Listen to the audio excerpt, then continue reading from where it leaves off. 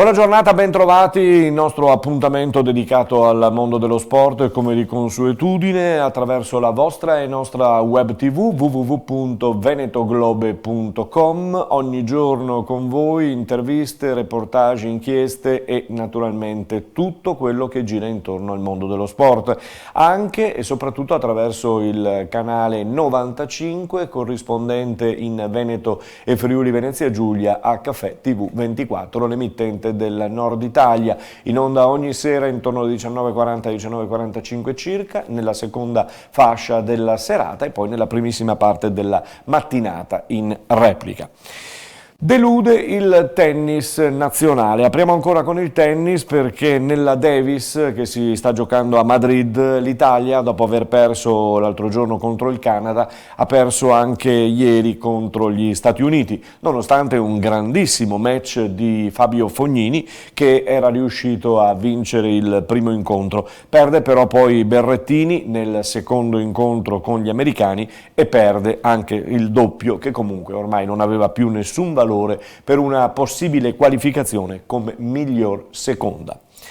Lasciamo il tennis e parliamo di basket che in questi giorni ha festeggiato appunto i trascorsi positivi e importanti, qui vedete Meneghin, ma di tutta la società. Il basket nazionale e Milano in questo caso è sceso in campo per le coppe battendo il Maccabi. Il turno adesso continua questa sera in casa contro l'Efes Pilsen alle ore 20:45.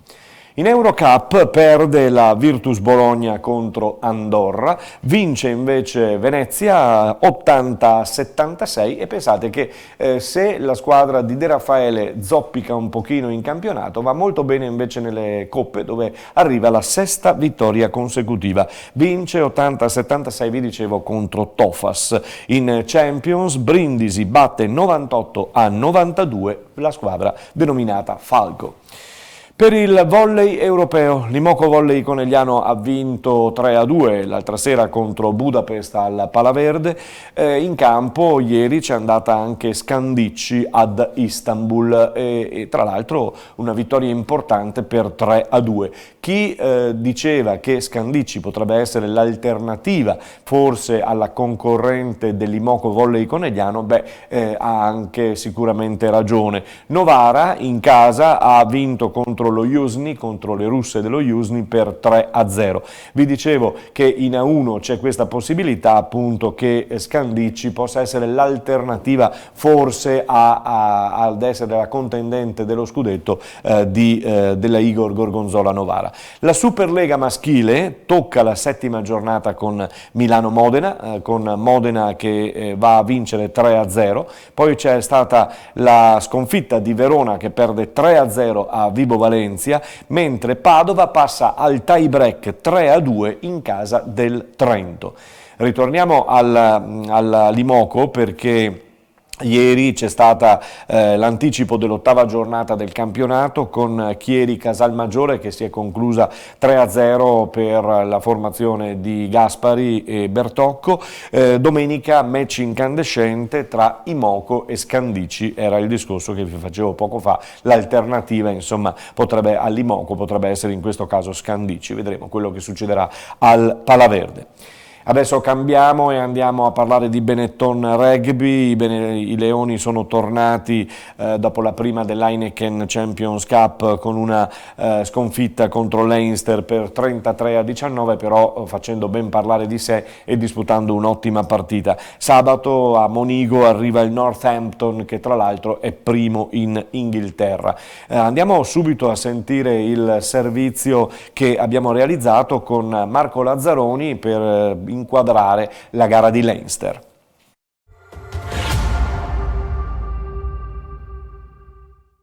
E allora è andata questa prima di Champions? Non è andata sicuramente come prevedevate? No, sicuramente non come avevamo previsto, però il bello del rugby è che ogni settimana ti dà un'opportunità nuova di fare qualcosa di buono, quindi cerchiamo di prendere gli ultimi 10 minuti molto positivi in cui abbiamo finito la partita, con grandissima energia, grandissimo entusiasmo. Ci sono da migliorare anzi da limare alcuni piccoli problemi, piccoli difetti, però sicuramente la strada è quella giusta. Sta a noi adesso con consistenza a percorrerla lavorando duro come abbiamo sempre fatto. L'hanno sottolineato un po' in tutti, insomma, questa è la strada giusta da percorrere, anche perché insomma l'Einster non dimentichiamo che è la prima squadra. Infatti insomma non è un alibi, però è giusto anche guardare il bicchiere mezzo pieno secondo me, perché bisogna vivere un po' di positività, però la strada è sicuramente quella giusta, sì, sicuramente. La diversità tra quest'anno e lo scorso anno. L'anno scorso anno era nata una sorpresa, quest'anno vi conoscono, come era stato detto. Ed è peggio, perché confermarsi dopo un bell'anno è sempre più difficile. Quindi sì, non siamo più la mina vagante, ma siamo la squadra da non sottovalutare, perché l'anno scorso abbiamo fatto molto bene. Sicuramente è una cosa che ci dà forza, perché non deve assolutamente essere una cosa negativa. È bello anche vedere che le squadre che hanno dei grandi nomi hanno paura di noi e non ci sottovalutano. Questo per noi come giocatori e come club è una cosa molto importante.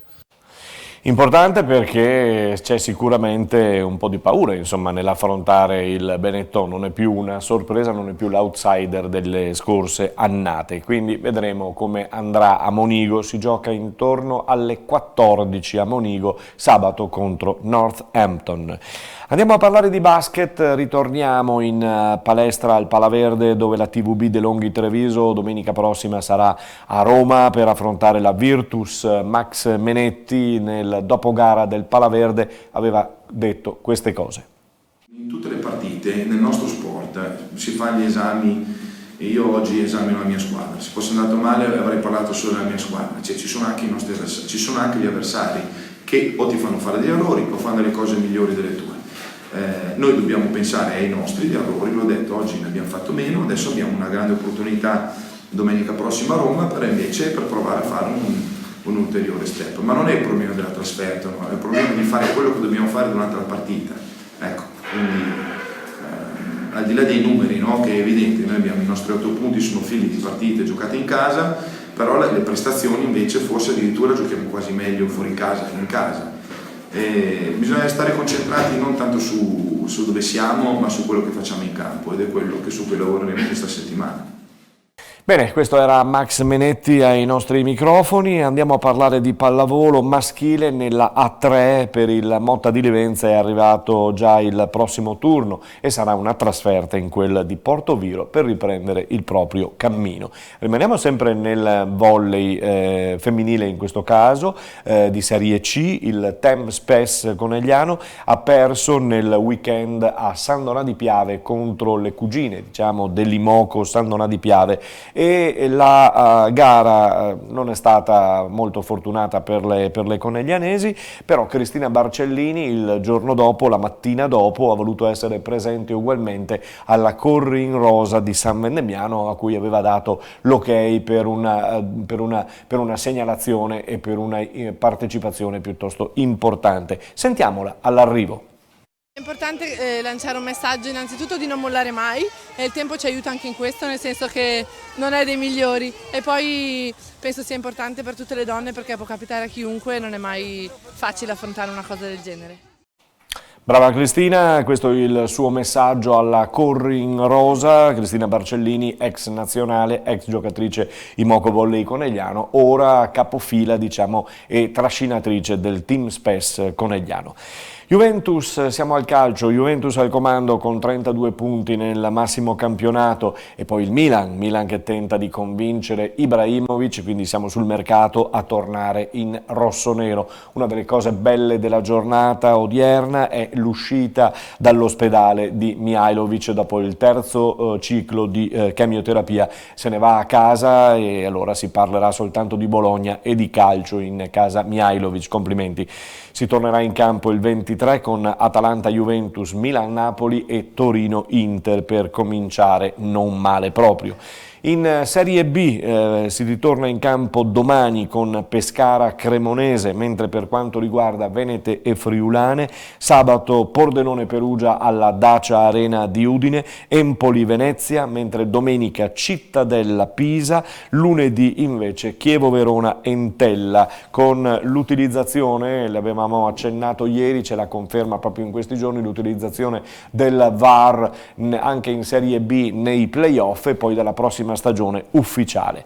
Serie C, Girone B, si ricomincia domani con Virtus Verona Carpi. In Coppa Italia il 27 novembre invece giocheranno l'Anerossi Vicenza Triestina.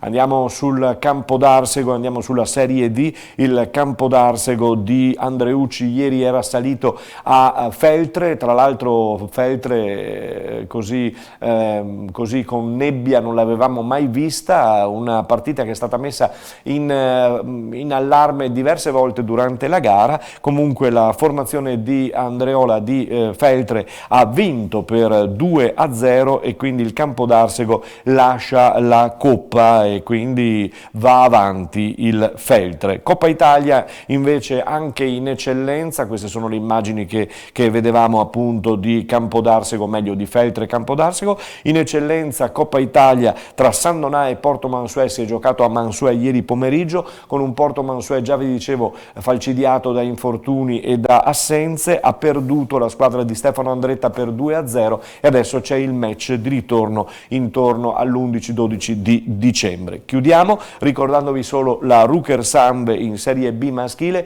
Noi saremo presenti sabato sera per la diretta streaming della partita contro Crema. Seguiteci quindi sui nostri canali YouTube e Facebook di www.venetoglobe.com. A tutti voi buona giornata e buona serata.